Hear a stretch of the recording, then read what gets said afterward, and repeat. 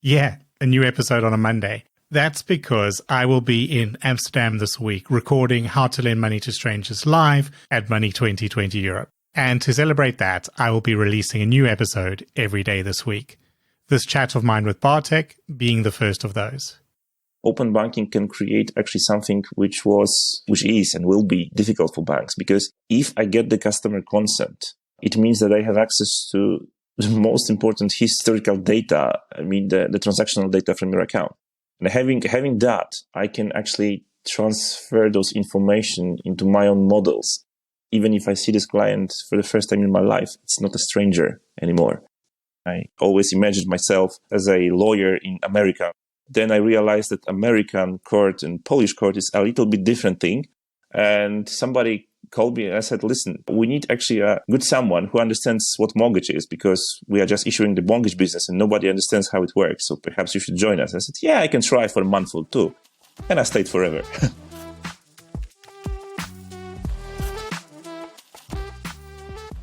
You may have seen lending change during your career, but have you seen Poland levels of change? You may have seen fax machines and checks and nothing but manual in-person processes become APIs and digital wallets and selfie-based KYC checks. Bartek Staszewski has seen that happen too. But while he was in high school, he also saw Poland emerge free from the ruins of the USSR. And then, a few years into his career, he saw Poland join the EU.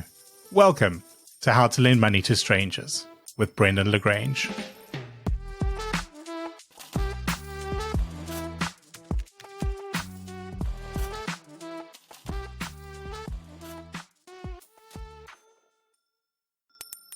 Bartek Staszewski, welcome to the show. You and I started in the credit industry only 2 years apart, which is refreshing for me because as I speak to you, I've just finished editing an episode with a fintech founder who was in kindergarten at that time. But while we started at pretty much the same time in terms of our careers, those careers started on the opposite sides of the world. So tell me, before we get into the nuts and bolts of what you're doing now, how did you get into credit and where has your 20-year career taken you? First of all, let me thank you for having me here. It's a pleasure to join you. And yes, it was a long time ago. I started in the finance industry exactly in the year 2000. The Olympics were in Sydney. Concorde plane was still flying. People were listening to It's My Life by John Bon Jovi. And it was, a completely different reality. So I started in General Electric consumer finance. This was a pretty new business in Poland. GE bought business in Poland. They brought expats, they brought external managers from US and then tried to understand mentality of people, the employees and the consumers. And we were trying to understand mentality and expectations of our American bosses. This was a very exciting learning curve from both ends. This was also the time where Citibank was quite present in the Polish market. They were popularizing credit cards, and if you had a golden card of Citibank, you were someone. I spent 8 years with GE. I was working for operations and for risk management. And then I started my path in the market. So I was working for Citibank, for UniCredit, for KBC, the Belgian group, and for many other institutions as consultant. And finally, today, I ended up in Experian as a global consultant, supporting clients in risk management and usage of Experian software. I had I don't know how should I say it, a chance maybe to see 2 cycles of economy. Because in 2004, Poland accessed the European Union and, the wave of optimism, extreme optimism, I should say. And then there was a big crash in 2008 and the consequences of actions and, let's be honest, mistakes that were taken before.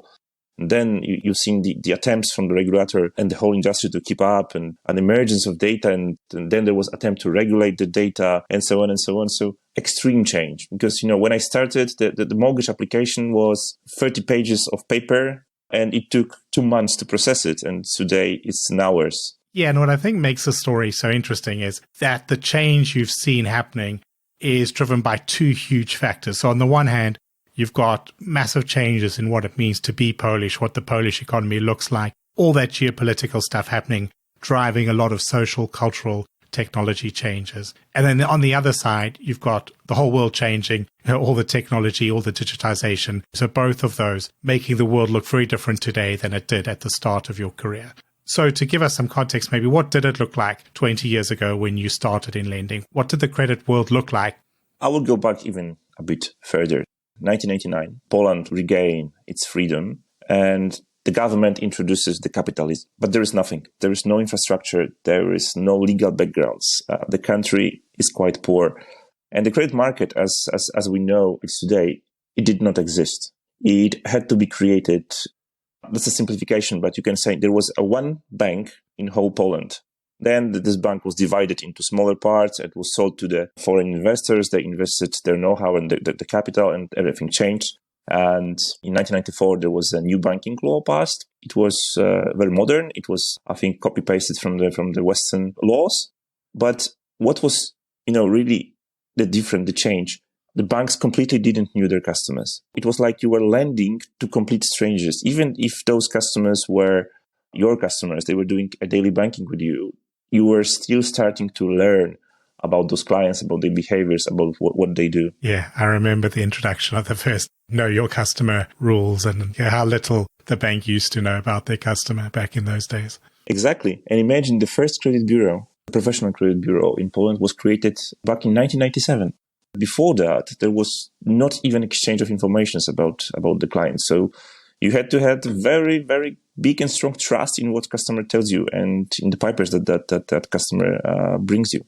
And you can imagine in such environment, the first generic scorecards, they were something new and wonderful. They were bringing the absolute new quality and understanding to how credit process can be created. This was really, really exciting and interesting. We started to build the credit verification. This could take weeks, and customer simply waited, and they waited patiently. Customer, to get a loan, had to show not only the perfect creditworthiness and good earnings and absolutely crystal clear past in the repayments, but in fact, bring a lot of papers, a lot of certificates.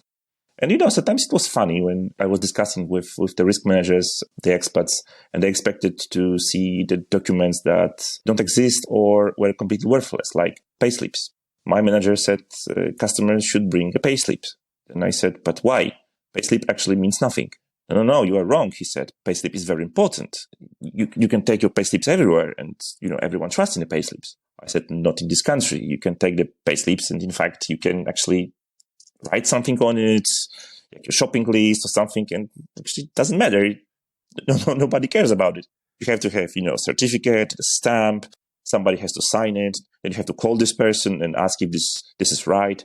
And this was the type of discussion we had. But honestly, it was growing very fast. It was growing very firmly. And I remember in 2004, the lending processes were absolutely masterpiece. Very strong operations, very well organized, with pretty good software behind it, with pretty good decisioning software behind it too. And for the consumer market, you could take a loan in minutes. So, in 10 years from the scratch, it was built very, very well.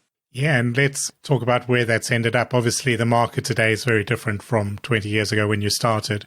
The market changed completely. Certainly, the processing time for applications, whether this is cash loan or mortgages, is reduced significantly.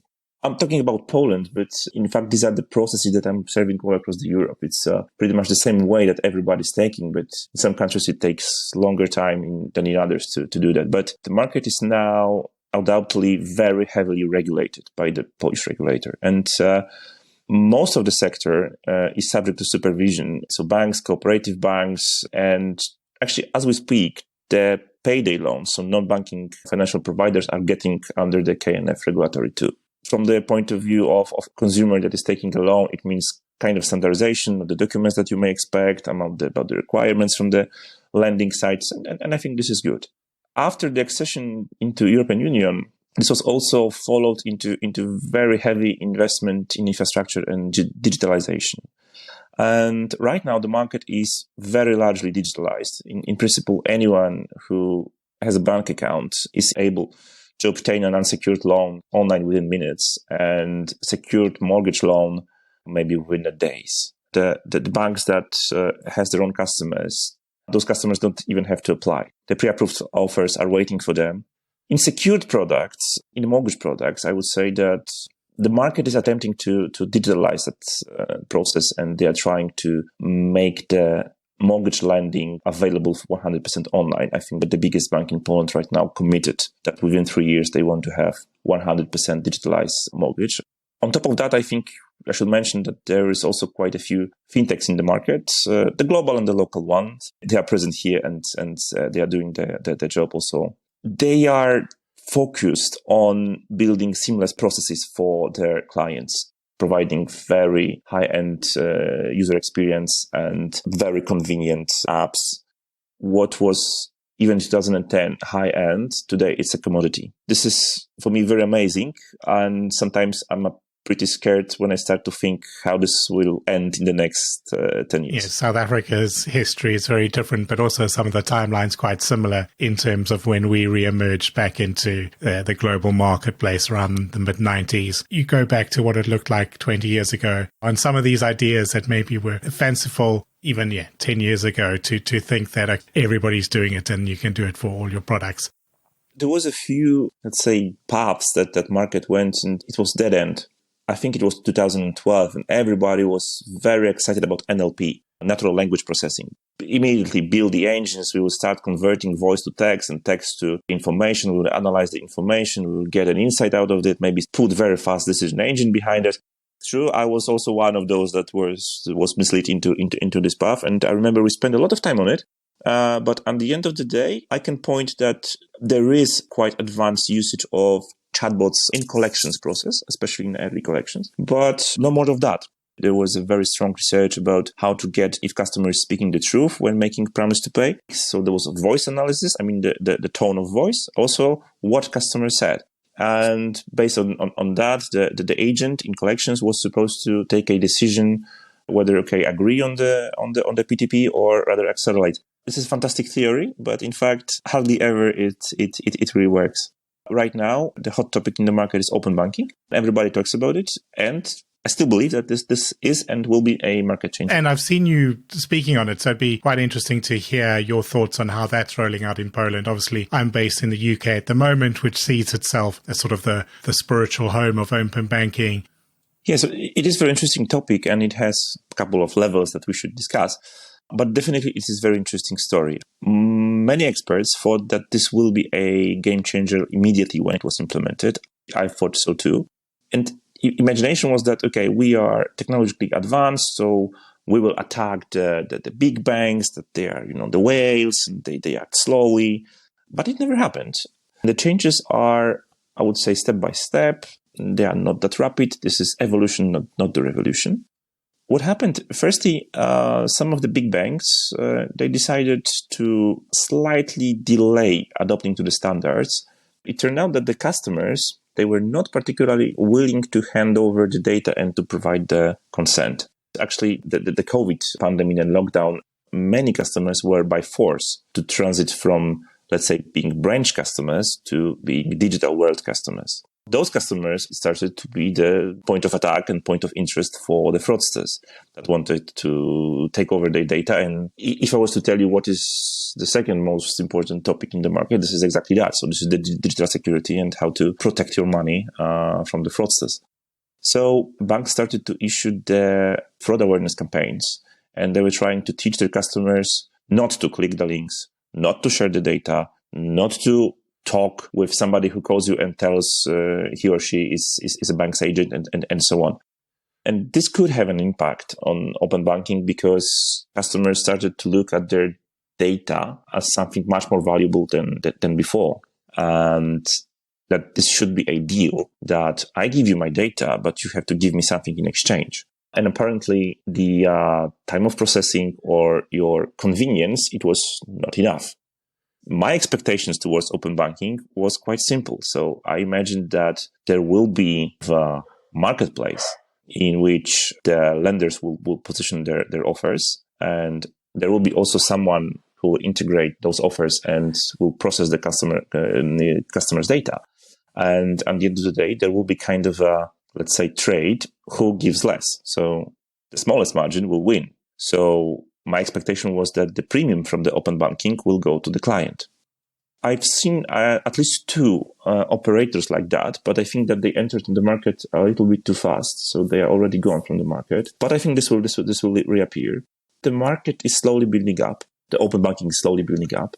All the professionals see the great value in it after all. I think one of the tricky things in that kind of model is that the value of data is at scale. You get a lot of value out of it when you've got 1 million records, 100,000 records. But for the consumer, when you try and give them their share of the monetization, it's a couple of cents. And that's where somebody has to get that model right. How do you make it feel like the right incentive to the consumer when it's inbuilt and you've got a good service and that service needs open banking? I think that value discussion's easy. But when you turn it to money, it's suddenly say, well, for 10 cents, I'm not going to do it, or for $1, I'm not going to do it. You're right. It's an interesting space because we have spent so much time warning people of things like phishing. Somebody's going to make an app that looks like your bank app to steal your data. And then when you use open banking, it pops up with your banking app and people are suspicious. So now we've trained all the right habits, but we've got to get people now to understand what's open banking versus what's a fraud attempt, which is harder. And the whole world's been speaking the last decade about data and the value of data. And now we're saying, please give me more data and give it to me for free. We've now got to have that difficult conversation. But as you said, the professionals, we can see the value in it. It's great value, but it's that communication side that's tricky. The technology arrives, but culturally, it's now a harder time to make that work. Exactly. I hate when someone use the example of their own children when speaking about the business, but I think I have to do it right now because I have an adult daughter. And I asked her once, okay, listen, how the loyalty to your vendors is important to you. Like she said, listen, it doesn't matter. I just need a quality of service. If I get the quality of service, I go where it's more convenient to me. I can drink a coffee in shop A, in shop B. If this is delicious enough in both of them, that works for me. And I think that this means that open banking can create actually something which is and will be difficult for banks because they work a lot in the past to have the loyal clients. There are marketing departments who are calculating the value of customers' relationship. They are measuring how much time customers spends with us, what is the usage of the app, how clients are using that. But with the open banking, if I get the customer consent, it means that I have access to the most important historical data, the transactional data from your account. And having that, I can actually transfer those information into my own models. Even if I see this client for the first time in my life, it's not a stranger anymore. I know how to calculate PD of this client. I know how to calculate fraud score for this client. I know which kind of device this client is using and what is the footprint of this device. Calculating the credit capacity is a piece of cake for me. And I know that I'm 100% compliant with all the regulations. I'm talking about a simple product now, right? If we are talking about the loan, like let's say for a 1 million, whatever currency, and buying a house, that's a different. Because other way around, I heard the opinion, and it was from Ireland actually, that the process was too fast. And the clients didn't like that because they didn't felt secure. So they said, but we want someone in the bank to think about it, to consider our situation, to look at it seriously and, respond whether we should take this loan or not. While in the bank, there was a thinking like, let's do it very, very fast. But it turned out that client is buying a house or a flat, but the bank is also important in that. If bank check my property, then it means that this is a good property and I'm a good client. I don't know if this is still valid or not because it's changing rapidly, but there was a case like that. You do take comfort as a home buyer that, well, the banks valued the house too, cool-headed third party. They've looked at the house and said, okay, it is worth what you're paying for it. And they've looked at your income and said, you can afford this. And they've thought about your future for 25, 30, even 40 years and agree that this is, a comfortable investment to make. But it's that understanding as well. The decision part can be really fast. Like, we are going to give you the mortgage. Now we're just going to check the house or something, it's about understanding what the customer values very fast. And that's getting rid of the stress. Question is also how the consumers will use the rights to understand what's happening with their data. This is something that also can evolve. I assume that it will evolve into a marketplace concept in which the more data customer will give, the more benefit from the lending side it will bring. But it can easily go into the other direction that customers are not providing consents at all. They are just withdrawing allowance to process their data, and they still expect some kind of a service that should be done on something much more basic.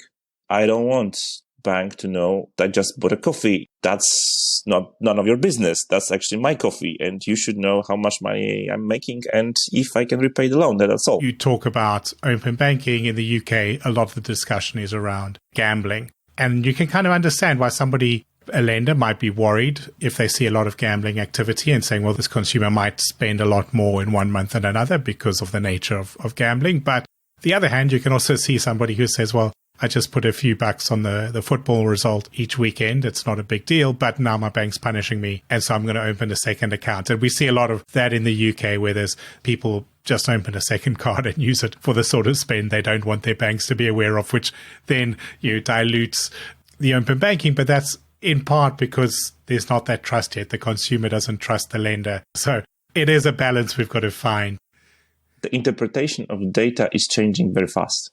And the insights that you pull out from the data is changing faster and faster. And my observation is that the way you put your models together, your decisioning model and your decisioning process, requires more and more effort to keep it going, to make it same as good as in the moment of creation. Even 10 years ago, when models was built, it was good for 3-4 years. Right now, if you want to be in the top, you have to invest more and more in your analytics team and in your data processing and data enriching capabilities just to keep on going. There is a huge shortage of people that are good in analytics, and vendors, banks, lenders, they are desperately wanting people with this type of skills. Yeah, and we talk often about decisioning, as we've kind of done a bit earlier today. It's kind of a who gets the loan and who doesn't get the loan.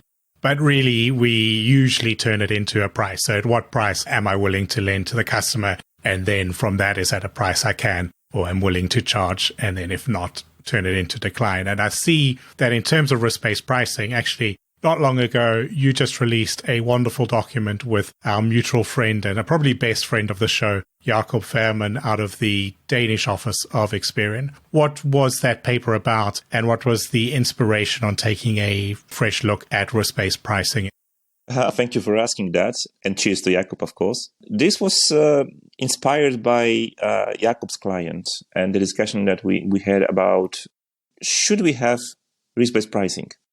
And I thought that everything was said about risk-based pricing already and everybody knows, but apparently it is not. So we started to discuss with the client what are the strong and what are the weak side of having risk-based pricing and what can be the potential consequences. Now, my personal experience is pretty much like that. It's quite easy to make a decision we want a risk-based pricing. It's a little bit more difficult, but still not that difficult to build a proper process and models. It's kind of difficult to implement it right, because here in this moment, I've seen in my life, I will not say where, a few implementations that failed. It's extremely difficult to keep it ongoing and not to get spoiled and not to get adverse selection. And of course, probably my colleagues from analytics will say, no. If you build the right models, if you do everything right in the beginning, then you have no problem at all. And they are probably right. But if I charge good clients too much, they will simply walk away to the competition. If I open the doors too wide and I will start to invite customers that generate risk. So you should do a lot of exercise around. You should do the good stress testing. You should understand what can be the beneficial and what can be the issues with the decision you take. You should also understand what you want to achieve. Do you want to get more high margin, riskier customer, or other way around? You want to get more a prime customers for a little bit lower pricing, but also more predictable behavior of those clients in the future. And we also took a while and started to wonder how to implement it in, let's say, controlled environment, because it requires a little bit different approach. So it's not like, here is the scale, good customers, medium customers, bad customers, and we approve those. We approve those, but we are not happy about it, and we reject those. This is not that simple as I thought it is. So the base rules and the playground is the same, but the technology behind is completely different.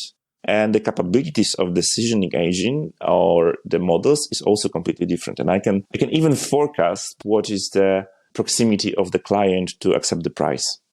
But if I make it too complicated, and if I apply, 10 models in the same moment, I may have difficulty to interpret the results. In a nutshell, we advise to do it step by step and do the proper change management. Because as you said, it's such a simple concept, but how do you roll it out? In the old days, it was sending direct mail to somebody so you could control who saw the price. These days, it's price comparison website. So you're thinking about your price relative to the competition. How big's the discount I can go, but how big do I need to go? Looking at propensity to take the offers. It becomes very complicated. But yes, let's bring it back to Poland now. We've spoken a lot about the technology changes, and that's kind of all good news. But the technology changes we've seen in lending happen within the context of the broader economy, and that's not so easy to just say it's all good news. As we sort of come through the pandemic, but now we're looking at higher interest rates and costs of living rising around the world. What does the market look like and feel like in Poland at the moment? So it's not an easy answer. Yeah, we do have high inflation rate in Poland. The number of clients taking loans is decreasing. At the same moment, credit risk reports show that the market is in a very good shape. Even non-banking financial lenders that are typically doing more riskier clients, they are also in a good shape. So I would say credit risk or the capital requirements, the stability of the banking sector is not an issue. We had 2 banks under the resolution procedure. The process itself was done in a very professional way. Consumers, I think they didn't even notice that it happened, but the logo of the bank is different now. So that's the main change. On the other hand, back in 2004 to 2009, the banking sector was using a lot of foreign currency mortgages, typically in Swiss francs. It was a good idea those days, everybody thought, because the margins on the Swiss francs were way lower than on the Polish zlotys and customers could afford higher loan. But in 2008, everything changed. The value of Swiss franc went rapidly up. And customers, because of the construction of those loans, ended up with twice as much Polish zlotys to repay. And sadly, this was not regulated or solved by anyone. So customers were somehow encouraged to go to public courts and start to sue banks. And they started to win. The result of that is that the trust between the banks and the consumers is at stake. Now, I think that the CEOs of the banks are mentioning that they perceive legal risk as the most important and the most terrifying one. Because when the lawyers started to win against FX loans, now they started to question that perhaps the way that the interest rate for the Polish zlotys loans is also wrong. And if you imagine all the credits in Polish zlotys could be right now reset to zero margin, and the banking sector should take this in their course, there is no banking sector anymore. But like I said, the market is in pretty good shape. The daily banking quality and the level of service is amazing. You have everything in your app, in your phone. You have very secured money transfers. It's way faster than in Western Europe. It's not that fast as in India. The provision of loans is also very good. I think we can say that there are no excluded consumers. So everyone can get a loan done in a fair way. There is very good blooming buy now, pay later market. And people are using it and like it. Yeah, and I think that the market is pretty well managed. It does seem like, as we, I think, globally face some tough times, that after COVID or even after COVID, it could be worse, I guess, is the universal messaging. Bartek, as we wrap up here, what is it that's keeping you busy? I'm in a change period because Experian unfortunately decided to close its operations in Poland and they are withdrawing from the CE region. I really regret that because I believe that Experian delivers top quality software and services. They have this fantastic know-how of how to use data, how to build the models, and how to organize the whole framework around the decision making. But like I said, they are leaving Poland and we are splitting. So it's not decided what I will do further on. The group of my friends are inviting me to start a risk consultancy company in Asia and thinking about India because this is their, let's say, home market and they spend a lot of time there. And we really do have, a combination of experience and know-how and thinking about the process. And this is really interesting. But I'm also in a conversation about working for a really amazing company that offers cutting-edge products from, among others, area of how to lend money to strangers, meaning the decision area, something that I love the most, I think. So I'm unable to answer you right now, and time will tell. But I think one of those... I wish you the best of luck with making that decision and then following your future from there. Really interesting talking about Poland, because it's a country that has had the sort of geopolitical changes alongside all the other changes we know so well, and on a timeline that is so similar to what I experienced in South Africa. But as you said right at the start, from the other side of the world and with a very different history. So it's been really interesting for me. Yeah, thank you again for your time, and hope to see you again somewhere in the future. Thank you so much, Brendan. And I really invite you to see Poland and visit us. That's a really nice country, especially right now in the spring. And thank you all for listening. Please do look for and follow the show on your favorite podcast platform, and share the updates widely on LinkedIn, where lending nerds are found in our largest concentration. Plus, send me a connection request while you're there. This show is written and recorded by myself, Brendan Lagrange, in Brighton, England. Show music is by I Am Wake, and you can find show notes and written transcripts at www.howtolendmoneytostrangers.show. And I'll see you again next Thursday.